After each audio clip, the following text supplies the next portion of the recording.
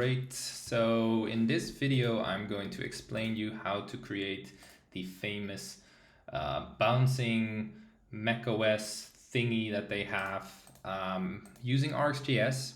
I did some setup, not really important.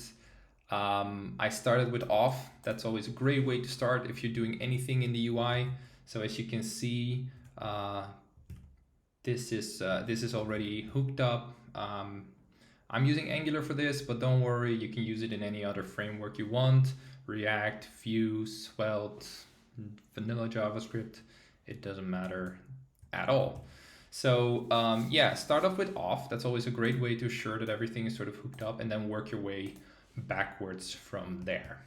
Okay, so if we think about movement, we need to grab interval, because interval, just like off, is an observable creation operator, and unlike off, it's not a one-off thing. See what I did there? It actually gives you a stream of data, which is what we want. So interval takes a number, which is basically how many times per that number do you want this interval to fire. So since we want to do it as soon as we possibly could, we use 0.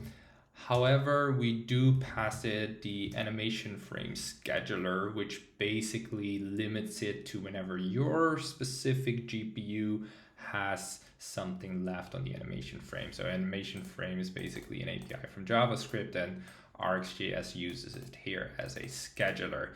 If you're familiar with testing schedulers, I definitely advise you to look into that to really understand this notion of scheduling, but it's not really important. The most important thing is that currently we do have a stream. So let's just show that stream, or actually let's just map it directly to the actual object, because why not? So what we need to do is we need to say that we have pixels in the end. So let's just first hard code it a little bit to see if it works. Yes, there we are. But then instead of hard coding it, we give it whatever the event is, and we put that instead of the pixels there. So there we are. Okay, that works. Well done, right? We can wrap it up. No, that's not good. So yeah, so basically we do have this notion of movement now, but obviously this is not what we want. So yeah, what we can do now is we can start to sort of manipulate this stream of data so that we get exactly what we want. And one important aspect of that is to actually think of how do we get this wobbliness. So if you had some high school math, you might remember, so for now, I'll just call it E. So you might remember sine waves, I guess you call them in English. So yeah, there you can see we got our wobble down, and we can kind of take that idea, and this is really what functional programming is all about, right? It's about composing these little things together and sort of slowly make your way towards what you're looking for. So we can obviously,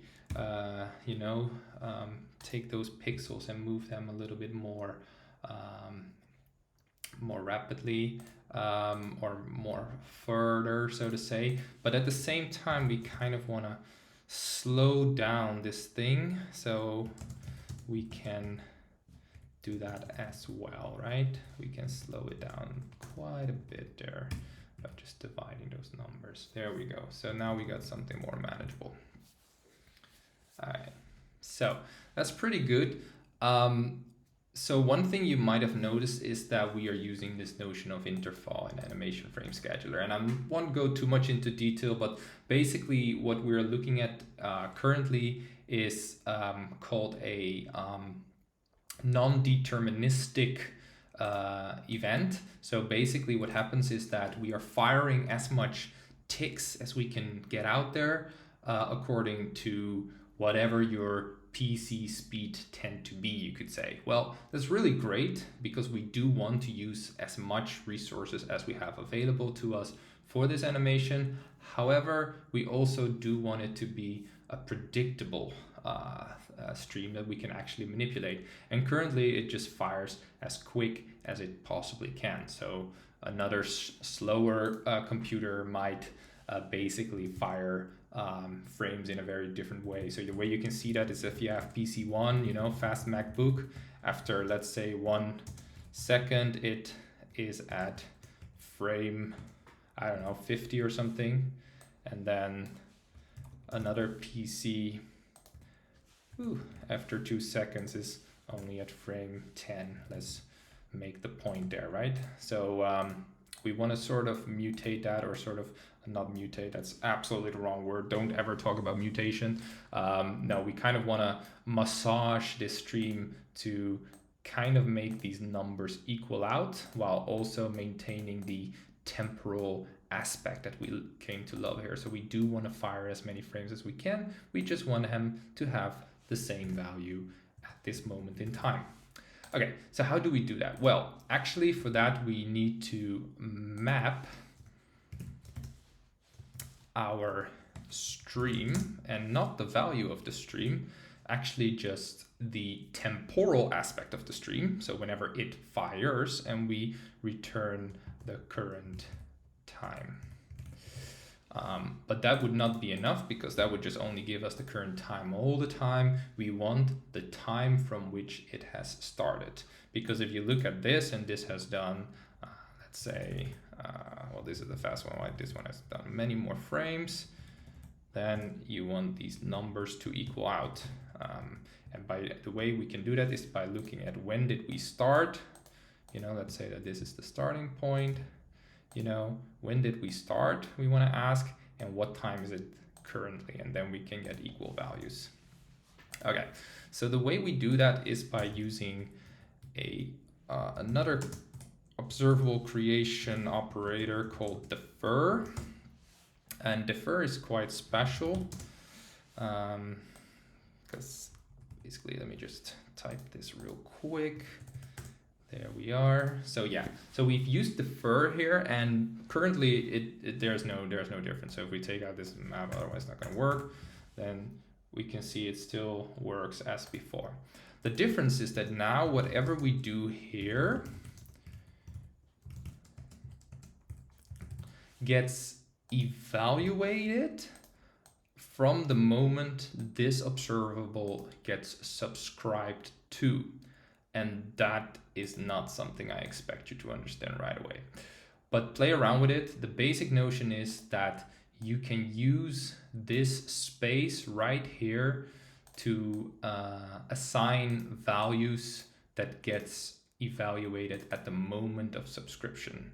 So then you might want to ask, what is the moment of subscription? Well, in our case, it's on the refresh of the browser.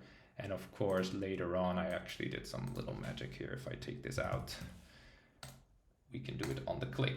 See, and then they also work individually. Cool.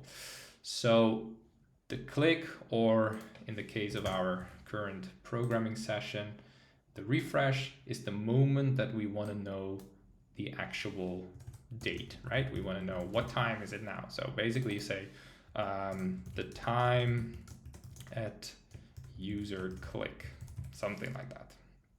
Okay. And then we want to take that and we want to take the now time. So, and this gets interesting, right? Because now we're really going into temporal programming, and we want to say, okay, take that out. There we are. Okay.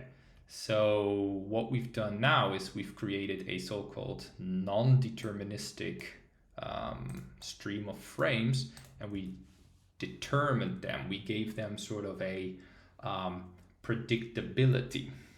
And you might be wondering, how do I test that? Well, there's actually a way to test this. It's kind of picky, but you basically what you want to do is you want to throttle your GPU. And well, it's actually not even working here, because I think I have to, maybe I can do it with the console right there.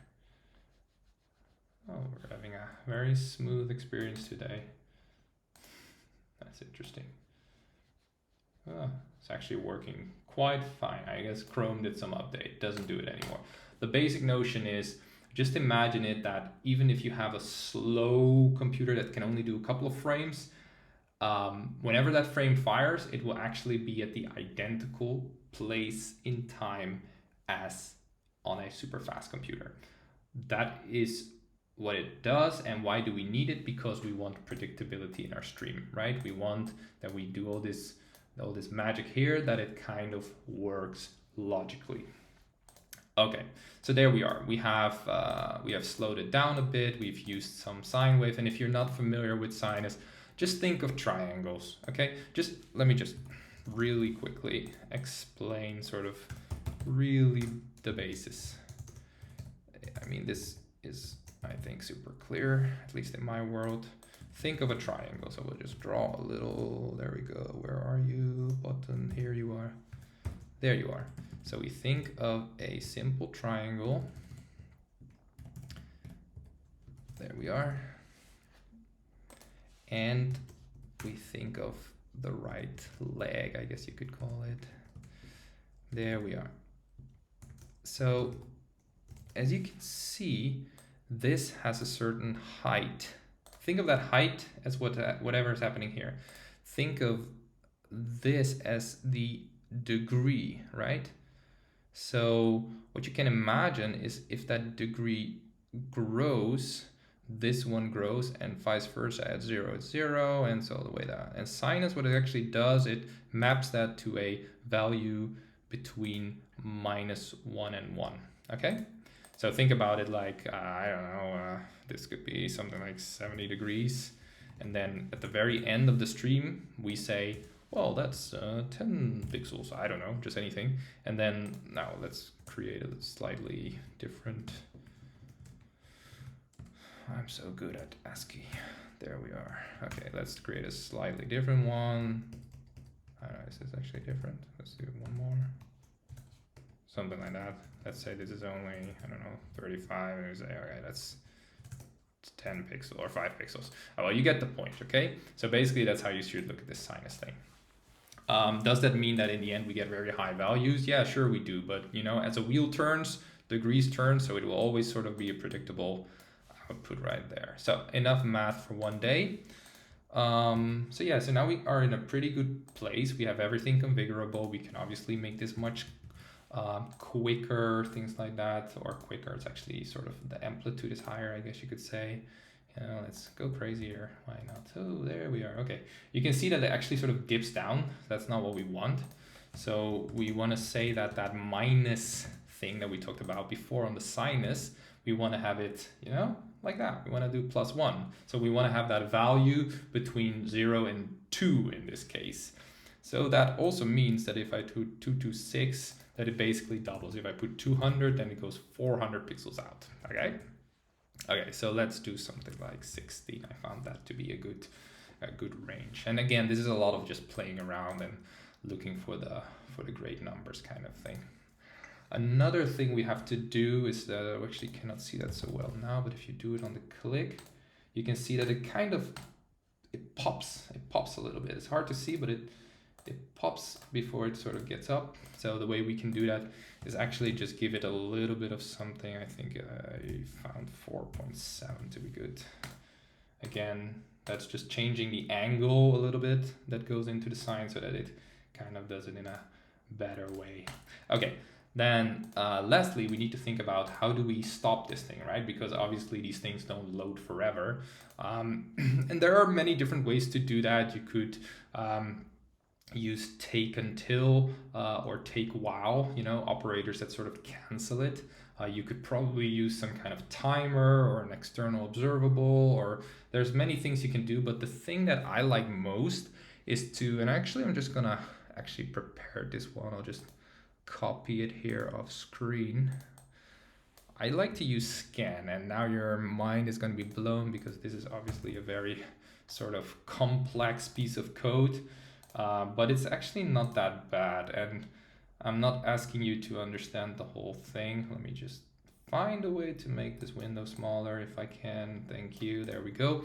So yeah, so what does scan do conceptually is more important than what it does in my specific example. I will explain what it does, but first I want you to understand what scan does. When you think of scan, think of reduce. Reduce on the array basically takes whatever the current value is and and whatever the previous value. So basically we have current, which is a number, which comes from whatever this gave us. And then we have previous, which is an object that we have initiated here. Okay. So again, we have a current value, which is all those streaming things that are still running, but if I refresh it now, it will surely do nothing. And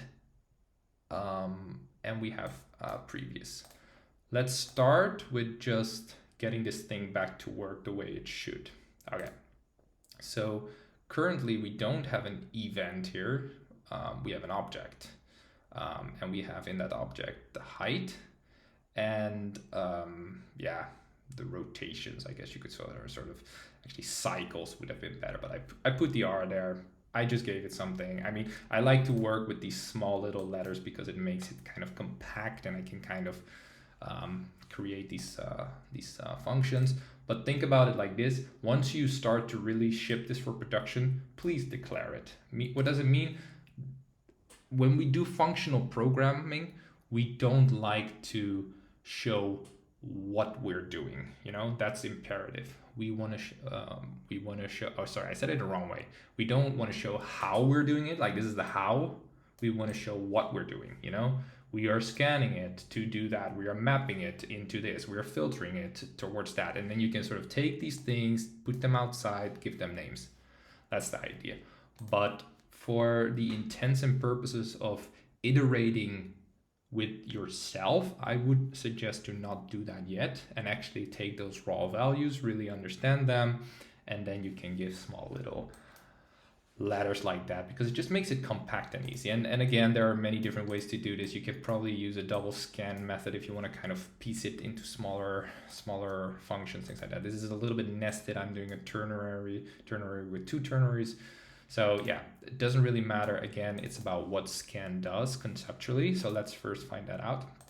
So let's take whatever came from that object, destructure it, and take the h, which is the height, so to say, and we take that one. So now we've taken whatever came out of that object, and this should work again. There, is it working? Yes, we're working again. There we go. Let me just actually show you the object, because you know, the thing is, we can, some people say it's hard to debug RxJS. I tend to disagree with that. I do get their point, but I'm not really in agreement with that. I think it's just generally a pretty complex technology. So we put a console.log after the scan, so we're getting whatever came after the scan, not what came after the map, but what came after the scan. So if we do that, we can see the object, and this fires really crazy, so just stop it at some point, you know. And what we can see here is that we have that h, which is basically whatever the stream gave us before, and we have that r, which sort of is the next step in our story, because we're going to use that r value to actually stop this thing. So how does that work? Well, if we actually kind of take whatever this is, so just write out the console.log, and we actually do the R. You can see it a little bit better. So we can see that basically it kind of measures all the bops that it did. So it's like 1, 2, 3, 4, and so forth. So the only thing we need to actually do is use a take while operator, which basically evaluates a Boolean expression of whatever came out of here. So let's say, what are you doing? Why are you not happy? Okay. Wait, I need to see if I actually imported it. There we are. Okay. So okay, there we are. So we take the R, right? And we say, take it while R is bigger than, let's say, 8. Or while it is smaller than 8. Sorry, I said it entirely wrong. Okay, while it is smaller than 8. So what does that mean? That means we're going to see 4 cycles, right? So let's test that. 1, 2, 3, 4, stop. Yes. Okay. We could also say 2 cycles. 1. There we go. So, yeah, now you might be wondering what the hell is going on in that scan. So again, I want you to understand scan conceptually, and I want you to understand a little bit of the business logic, but the business logic is not as interesting. So what does the business logic do? Well, it checks if the previous value is uneven or even. If so, if even, it will check is the value greater all the time. So it basically looks at that stream. Are we still going up? Are we still going up? Yes, we are. Okay, great. No, don't change anything about this one then. Well, we are going down. Okay, well, why don't you give it +1? Great. Okay, now vice versa. Are we going down? Yeah, we're going down, down, down, down, down. Are we going up again? Yes, we are. Okay, give it +1. That's it. You know, obviously it's unreadable. I get that. Look at it. It's not the point. The point of this thing is not to understand whatever magical thing happens here. It's to understand what does it mean to unsubscribe. You know, what does it mean to unsubscribe in a stream without using unsubscribe somewhere else? What does it mean to defer something?